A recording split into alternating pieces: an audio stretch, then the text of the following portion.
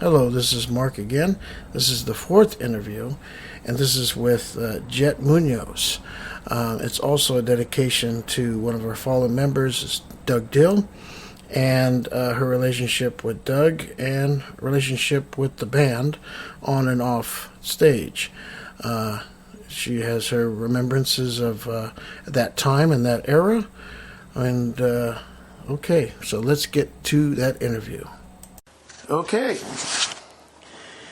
this is the interview with Jet. Can you introduce yourself and your association with Rocket? This is Jet Munoz, and the first time I met Rocket was in 1977 with a friend that I used to work with, and she knew them really well, and she wanted to go out one night, even though I wasn't the age to go. We got a fake ID, went to the Odyssey room in Sunnyvale where they were playing, and we really enjoyed the group and the music, and that's the time that I met three other girls that were always hanging out with Rocket. Kathy was one of them, Sue, and Robin. And they actually knew the band really well, and that's how I got to first get introduced to them. Okay. All right. How you met Doug, well, we already got over that, but you told me a little bit about how you actually met him on a break, and a bit about the relationship you had in general, and how long that was. Well, I met Doug probably the following night when I went back with my same friend, and we sat with Sue and Kathy and Robin, and they introduced me to Doug and Marty and Ross and Dana. Doug was the only single one, so he actually asked me if I was going to be there a long time. I said yes, and every break he had that night, he would come and talk to me. We got to know each other, and he asked me out that following Sunday because I was working Monday through Saturday. So that's how we started going out, and we were together for a couple years. We lived together for about a year, or not a year, maybe 8 months at that time, and that's the whole relationship. I mean, always going out, seeing him play, and traveling around with them. So that was fun. But you ended up going to Missouri? Missouri for about 3 months, and I left. Okay. It was too misery. Okay. He was pursuing something, though, there. He actually was, a friend of his worked with the Grassroots. He was in the original band. So he asked Doug to come out to play guitar because they were hitting around in Missouri and doing some recordings, and so Doug went out there and did that. That was the initial reason why he went there. Okay, okay, here's the big one. What you remember about Doug's bandmates as musicians and friends? Well, I think Rocket was a great band. They're the biggest ones in Silicon Valley, one of the ones. And meeting the group, Doug and I at that time were really solid. So meeting Marty and meeting Dana and Ross, they were actually great guys. We would do things even not in the club. We'd do some fun things like go out to lunch together and stuff like that. And I think Marty was a great bass player. He had the charisma. He's the one that drew all the women to the band. And so he always attracted them. He was always front and center doing his little dance or little moves he made. Ross was in the back, but you still can hear his voice from everywhere. And people would just try to look to see who it was all the time because he was way in the back. But he had a great voice. He did Rod Stewart really well. He did the Bee Gees really well. And he always sounded like the artist, and it was awesome to have him there, and he sang most of the songs. And then you got Dana. We call him Dancing Dana. They say Disco Dana, but I say Dancing Dana because that guy always was dancing, rocking out with his keyboards, and having a really good time with the group, the band, the audience, and making funny faces. He's always goofy, so I just really loved him a lot. And off being one-on-one with them, they were just as fun as they were on the stage. They were just great guys. Okay, that's great. Yeah, it's funny that you called Dana the dancing guy because the marquee of Doug was Dancing Doug. Dancing Doug, yeah. Well, he used to just move a little bit, but Dana was the one that ran all over the place. Okay, the friends that you had through the Rocket era and even now? My friends still are Kathy and Sue. And Robin, I don't know whatever happened to Robin, but we used to all be together and travel together to see the guys in Tahoe, Reno, Monterey, all up and down the Bay Area.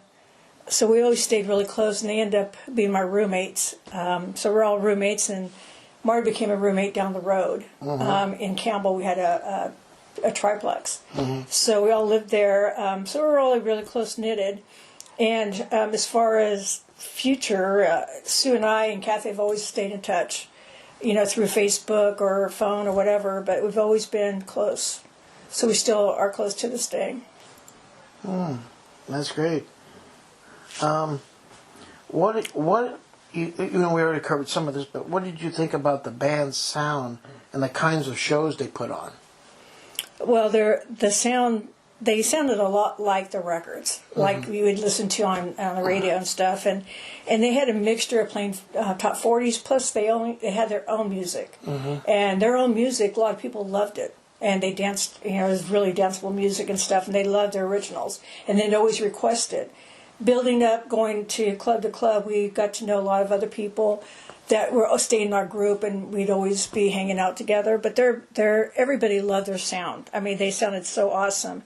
And the shows that they did were always maybe in Tahoe and stuff. They did more of a showy type thing. But they did the 50s one time, and they did Halloween. They always did Halloween. Every Halloween they would be made up as something goofy. But I really liked their outfits, the satin. Back in the disco days, satin vest and stuff like that. Polyester. Polyester era, all that stuff used to crack me up, but that was the thing back then. And their platform shoes and all that. So yeah, they're very showy. That's one thing about Rocket. They're very showy. What were the favorite the venues you like to go to see them? I think maybe.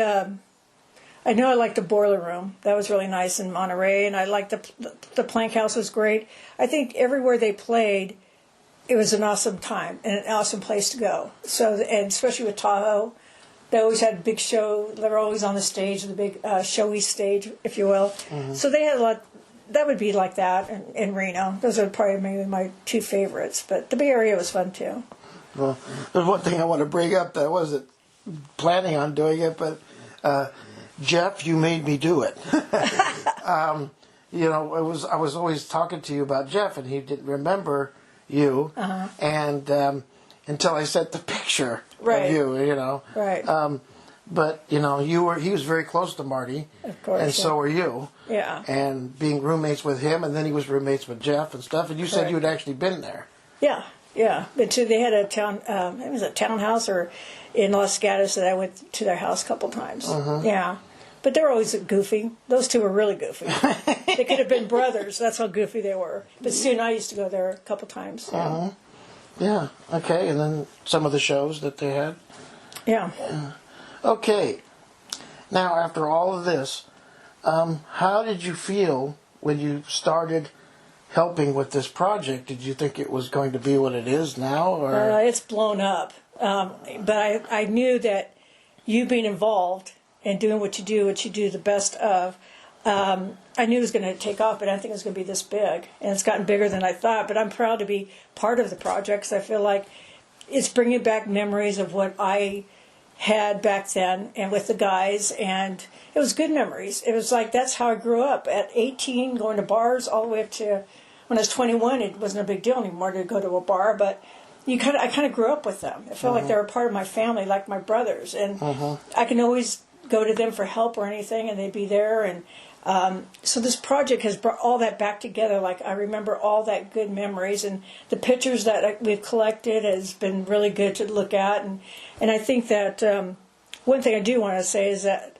I appreciate you, Mark Munoz, for even doing this together, because you're bringing everybody together, back together. You're also giving history to their families, their grandkids, their kids, and relatives that didn't have any idea that they were that awesome out there. And I think that you have really brought a really blessing to everybody to have all this together. And I just want to thank you for even having the idea of doing that.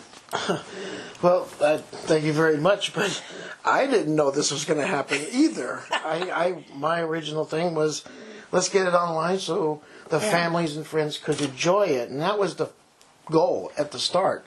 but it's turned into something else, of course. But you really enhanced everything. You enhanced the music, which the quality's really good now, and you enhanced the pictures, and now people can really see what things were back in the day, and the goofy outfits that they wore, you know. So, I mean, I just appreciate you even bringing this all together and bringing people together, and it was a blessing to see Dana and Karen.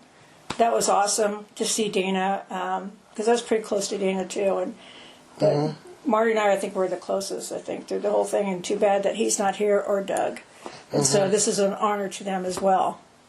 Yeah, well, yeah, that's what's turned into, where it's more of as a tribute to the band, True. but each member individually too. You know what they contributed to the band to make it so well known, and a lot of people don't know a lot of things that are going to be in these interviews, not just yours, but everybody's interview, and they're going to be surprised. You know, even the people that were friends is like, I didn't know that, because I've been bombarded full of information. It's like, this is great. You know, this is wonderful. And I got to say to Jeff that, after Doug went his own way, I think Jeff really picked up the ball, and he really fitted in really well with all the group. You know, he fitted right in like he knew him for many, many years. And I know Sue and I went and saw them a couple of times and thought, whoa, he really fits in, and he sounds great. And so I just got to give him kudos for that. He just fell right into the whole group. Okay. Well, yes. Yeah, I definitely agree. I think all the people that were involved in the group were excellent musicians. Yes, they were. You know, and they did a really good job. Okay, is there anything else you want to add? No, that's it. I'm just glad that this is all coming together, and I hope we all still keep in touch and share all these great memories. And, you know, I think it was an awesome thing you did again, Mark. I think it was really great. So thank you very much. Well, thank you. I think it's going to take off even more the longer it's on the web and everything. And now we have a Facebook page coming up, so be looking for that. It's under Mark Rocket, the Facebook page, so that's going to come up and be easier way to connect with people too. Oh yeah, it'll stand out to many more. Right, because there's a lot of people that have trouble with YouTube. Yeah, you know. So I did. Anyway, well, thank you for doing this interview and your problem. time, and rock and still rock it. Okay, thank you.